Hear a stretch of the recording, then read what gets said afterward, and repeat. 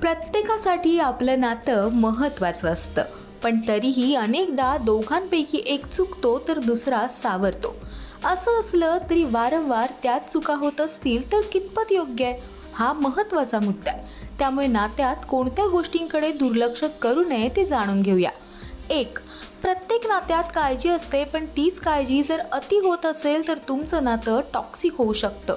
त्यामुळे नात्यातील गुणवत्ता सुधारण्यासाठी काळजी घ्या, अति काळजी नको. नंबर 2.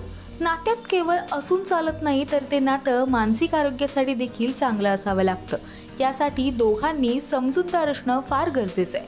लहान सहान गोष्टींवर वाद करणे आणि अबोला धरणे यांसारख्या गोष्टी तुमचं नातं कमकुवत करू शकतात. नंबर 3. आपला जोडीदार आपल्यासाठी महत्त्वाचा आहे याची स्वतःसोबत त्यालाही जाणीव करून द्या. एक चांगला श्रोता एक चांगला वक्ता असतो, त्यामुळे एकमेकांचं ऐकून घ्या आणि सोबत समस्या सोडवा. नंबर 4. समोरची व्यक्ती तुम्हाला टाळत असेल तर वेळीच एक पाऊल मागे घ्या.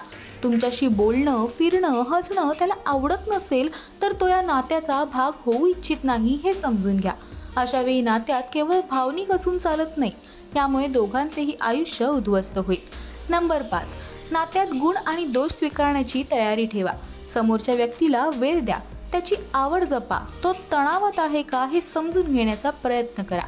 आयुष्यभरासाठी नातं हवं असेल तर एकमेकांकडे सकारात्मक दृष्टीने पहा.